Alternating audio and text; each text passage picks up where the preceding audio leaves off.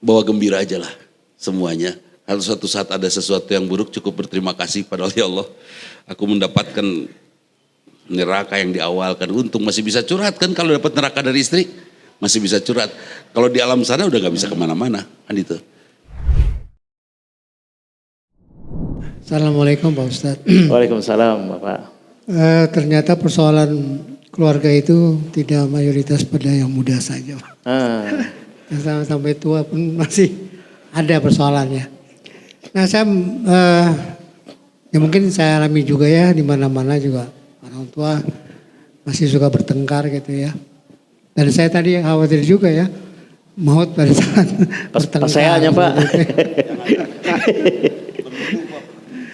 Nah jadi gini Pak Ustadz, saya menganalisa ya, lelaki itu kan diciptakan Allah lebih dari perempuan. Ya, dia itu sebagai pemimpin keluarga, dia sebagai imam ya, imam sholat gitu ya. Kemudian dia sebagai yang berkewajiban sebagai pencari nafkah. Istri itu tidak punya kewajiban gitu ya. Kemudian dia juga pokoknya dia punya istilahnya hak prerogatif begitu ya. Sampai untuk menceraikan aja kan harus lelaki dong. Nggak bisa kan perempuan, saya ceraikan kamu gitu ya. Seperti itu kan, talak itu dan sebagainya. Nah di situ tuh kadang-kadang muncul sifat ego. Ya. Tapi ego itu sebetulnya bagus ya. Seorang pemimpin itu, leader harus ada egonya kan. Kalau dia nggak punya ego gimana dia mau tegas, mau punya prinsip dan sebagainya gitu. Nah permasalahannya juga seperti itu. Nah batasan egonya itu yang sangat relatif gitu ya. Kenapa? Karena lelaki itu kan bertanggung jawab ya. Dia akan diminta pertanggung jawaban loh. Bagaimana kamu mendidik istrimu, bagaimana kamu mendidik anak-anakmu dan sebagainya. Nah itulah tadi kan, ego itu kan diperlukan ya karena dia rasa tanggung jawab yang tinggi. Nah kadang-kadang itu timbul persoalan Pak Ustadz. Persoalannya gini, kadang-kadang kita ingin ya kita tujuannya baik ya supaya istri itu sesuai dengan jalurnya, sesuai dengan syariat. Misalkan kita ngelaranglah istri berkegiatan di luar, jangan terlalu sering ya, kecuali pengajian.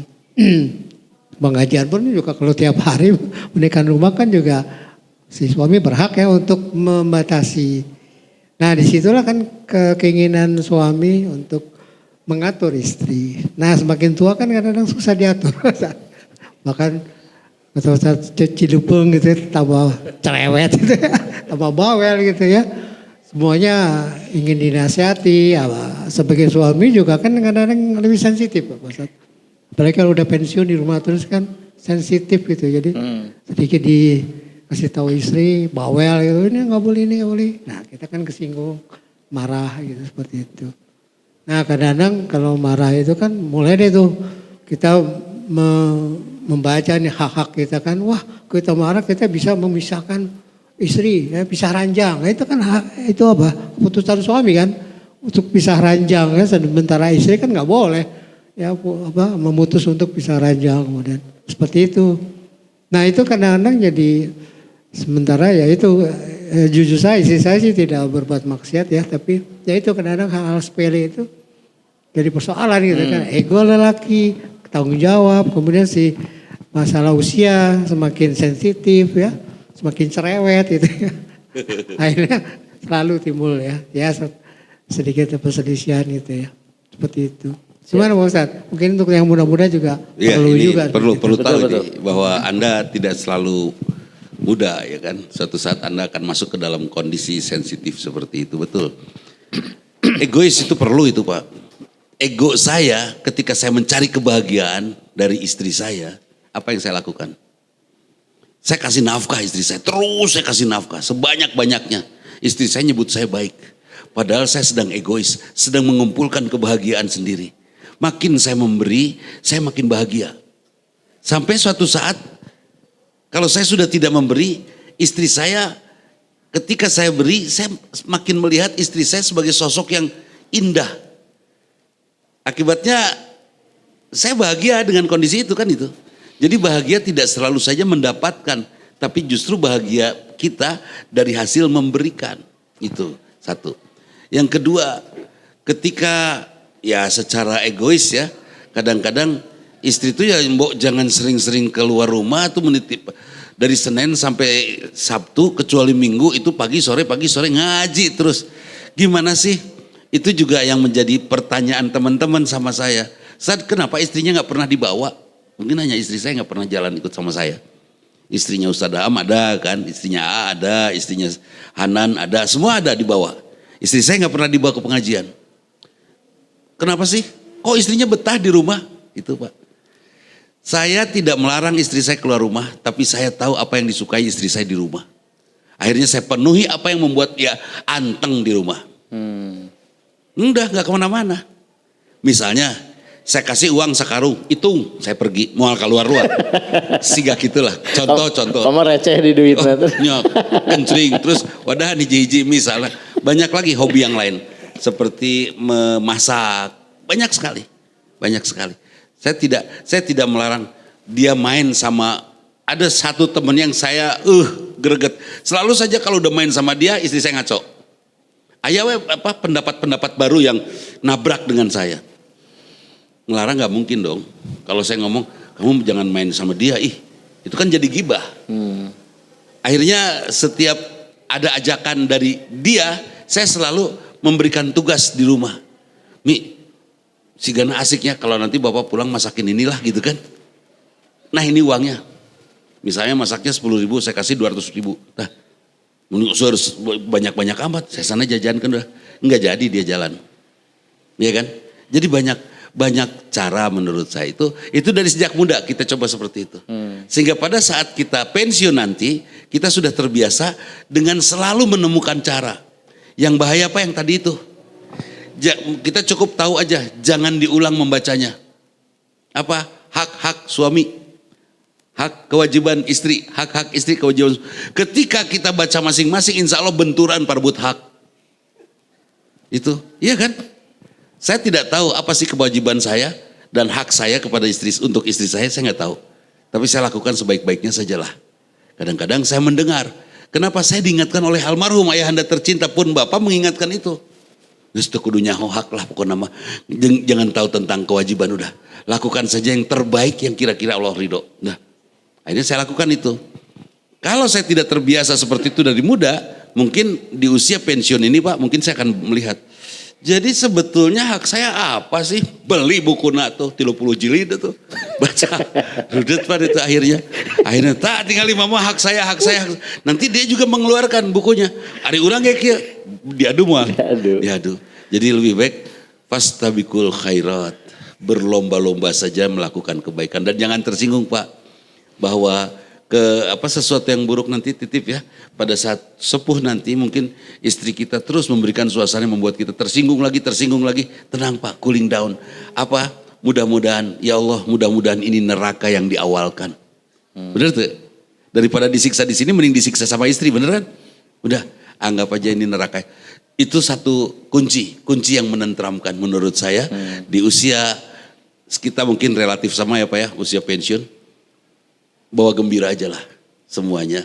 Kalau suatu saat ada sesuatu yang buruk cukup berterima kasih pada Allah. Aku mendapatkan neraka yang diawalkan. Untung masih bisa curhat kan kalau dapat neraka dari istri. Masih bisa curhat. Kalau di alam sana udah gak bisa kemana-mana. Kan itu. Dan saya yakin kalau di usia kita sudah betul Pak. Kadang-kadang tegas itu perlu. Malah kadang-kadang tidak tegas itu perlu. Ya, kondisional tentunya ya. Dan yang jelas seperti tadi jawabannya bahwa kesalahan dia tidak selalu harus kita rubah untuk menjadi benar apalagi di usia permanen. Usia permanen itu 50 tahun ke atas. Jadi kalau ingin jadi orang hebat, ingin jadi orang yang baik, sebelum usia 50 sudah harus memformat diri. 40 tahun sudah stabil. Ke 50 menguatkan. 50 ke sana udah susah berubah. Ya Pak ya, kita ini umur yang sudah susah berubah. Untung saya cetak istri saya dari dulu sudah dicetak bagus. Sehingga pas cetakannya, pas masuk usia permanen saya sudah tinggal menikmati gitu loh. Nah, itu masih usia cetakan. Yeah. Cetakan ayo lah. Ini acan pan? Atos. Yeah. Maksudnya can 40. Oh. Cetak dengan baik. Ini pengalaman saya dengan Bapak sama. Betul Pak. Hanya kebetulan kerasnya istri saya sekarang keras yang sudah bisa saya nikmati. Kalau saya sudah terbiasa ngegayam batu, kira-kira batu di atas tenang tuh. Tenang, dari dulu sudah saya nikmatin itu. Sudah. Jadi alhamdulillah bedanya mungkin kalau Bapak sibuk dengan pekerjaan, sama saya juga seperti itu. Tapi ada pekerjaan yang membuat kita jadi contoh di rumah. Seperti Ustadz ya, Ustadz kan pekerjaan, kesibukan. Di rumah juga kita harus sesuaikan dengan isi ceramah kan itu. Akibatnya anak-anak jadi niru kan itu. Ada pekerjaan sangat sibuk tapi tidak jadi contoh di rumah. Misalnya jadi master chef. Di meja kerja di sana bikin kue oke. Pas di rumah banyak kok diemple-emple budak. Di roll gitu kan. Kan nggak mungkin. Jadi susah untuk jadi contohnya.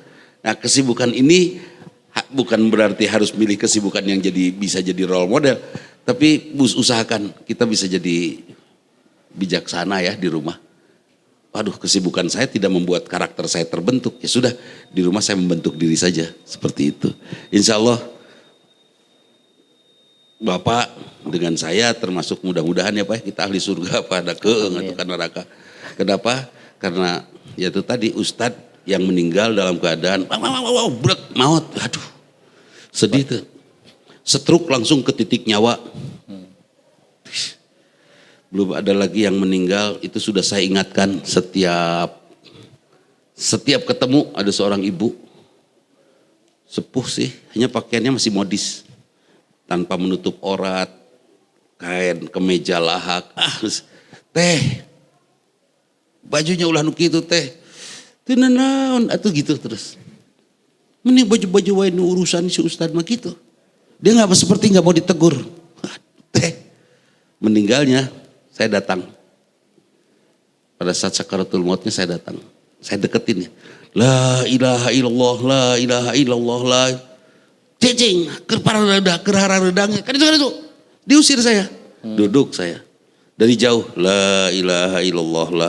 Cempe, itu kerharedang gerah. Dia buka-buka bajunya. Disimutan deh. AC-nya di 16-keun. La ilaha. Diam. Udah saya diam aja. Dalam hati ngajarinnya ya, dalam hati tidak bersuara nggak boleh, udah pelan la ilaha illallah. Akhirnya dalam hati, la ilaha illallahnya dalam hati.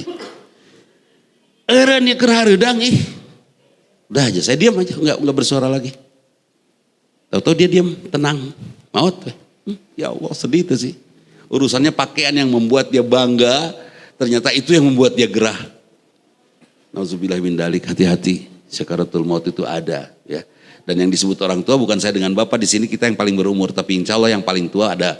Siapa yang tua? Orang yang tidak lagi membaca dan tidak lagi mencari ilmu itu kolot pisan. Gitu. Nanti rekamannya kita siapin ada di YouTube Majelis Scale Up ya. Dan kalau misalkan teman-teman mau tahu informasi lebih jelas tentang ini, itu gabung di grup Telegram di scaleupiman.com ya. Insya Allah semua informasinya ada di sana dan semua pembahasan ini insya Allah kita upload di channel YouTube kita Scale Up Iman, Majelis Scale Up ya. Begitu teman-teman semua, jangan lupa silahkan diagendakan terus bahwa ini akan kita selenggarakan setiap hari Senin pada asar. Ya, Senin pada asar, ini formatnya berbeda, harapannya ini hadir itu untuk memecahkan segala permasalahan terutama para laki-laki ya, para bapak yang nanti datang ke rumah tuh bukan jadi biang masalah lagi tapi pemecah masalah.